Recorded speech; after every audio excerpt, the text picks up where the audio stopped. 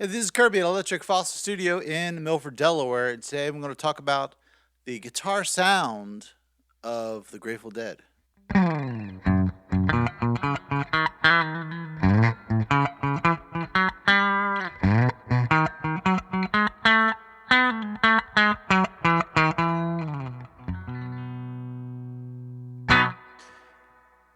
Caveat before I even start, do I know everything about the Grateful Dead? No.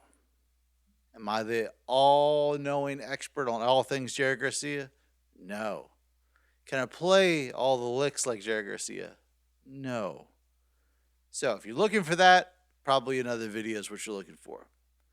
I'm here talking to the young guitar players or the guitar players that are just starting out. Don't have to necessarily have to be young. Who love Jerry Garcia, love the Grateful Dead, love that sound, love jam band music. But they go on the internet these days and they see these other bands who are jam bands, and the sheer mountain of money that is spent on amplifiers, effects pedals, guitars, and it's overwhelming, intimidating, and it prevents them from wanting to do the thing they wanted to do in the first place, which is just play music. I don't want you to get discouraged. So, the great thing about other bands like Nirvana and things like that is it's pretty well known that you can take a Seymour Duncan JB loaded guitar, 59 loaded guitar, something like that, into a distortion pedal amplifier, and you're ready to rock. And there's nuances in the sound and things like that, but it's pretty simple to get there. With the Grateful Dead, it's the same kind of thing. And I always, from my vantage point, they're the kind of the founders of that whole movement, the Grateful Dead. Um, anyway, with that early 70s sound, which is the Working Man's Dead, American Beauty, and all that, it's my favorite stuff by them. The songwriting was just exceptional during that time for them. And the album recordings were very well done, and there's a lot going on. Anyway, during the recording of that, according to the Grateful Dead Gear book, which I'll smash up a picture here on the screen, it's by book written by Blair Jackson, which documents the history of all the equipment for the band. He talks about the different phases, and Jerry started using the Fender Strat, which I think is the Alligator.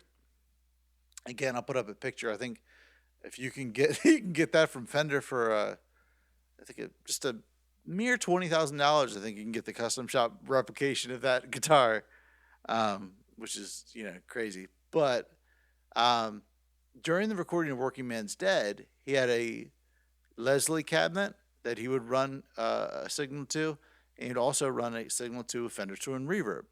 I happen to have a Fender Twin Reverb right here. This one's even loaded with a custom 15-inch speaker, which emulates the JBL that was used by Jerry Garcia later on in the later 70s. I digress. It's a Fender amp, tube amp, reverb. You're there. Now, as far as guitars on that recording, he happened to use his Gibson SG. I'll show up a picture of that, as well as his Gibson Les Paul, which I believe it to be the custom 68 custom, something like that. I think I had the P90s in it. I don't have a P90 guitar at the moment, so I'm going to use the humbucker Gibson Les Paul. So it's basically a blend of the two. I don't have a Gibson SG either. So with that being said, it's it. A guitar into clean amp, a little bit of reverb, and your fingers. That's it. That's the sound. Because, and I will stress this, if you are a trio, if you have three people and you're playing, you need to fill up a lot of space. But when you're in a band with 7, 8 other musicians, man, you just have to find your lane and be able to poke out, and for it to blend into the collective. And I think that's what the beautiful thing about the Grateful Dead is, that it was a collective of musicians. And there wasn't a lot of opportunity unless you soloed to really get real funky and crazy. Otherwise, it was going to be distracting from everybody else. So you had to be clean. So here's some sounds of that. This is again bridge pickup. This is a stock Gibson Les Paul standard into the Fender Twin Reverb.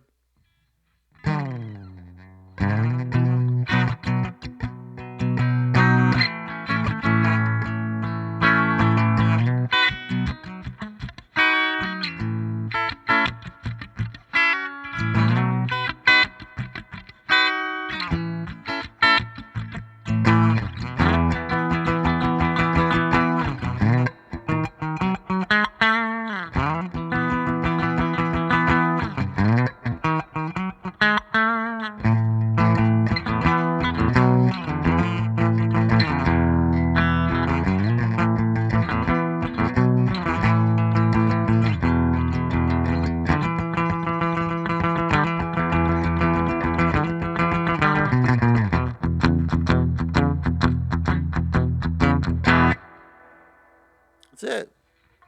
You're there. It's about the songs. It's about your guitar playing. Especially with Jerry Garcia, it's about note choices and style and playing with the band, notes that play well with the band. That's what it's about. So if you're in that zone, you love that music, you got a guitar, you got an amplifier with some reverb, don't let the gear hold you back. You can get it done. You can make it happen. Of course, as with all of us, you will want to buy more gear. You want to get better gear. You want to do that later on, but don't let your lack of equipment stop you from fulfilling your dreams of playing in your band, playing your music, and doing the thing that you love.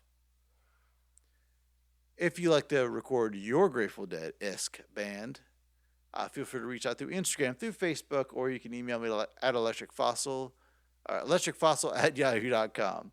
I'm Kirby. This is Electric Fossil Studio. I'll see you soon.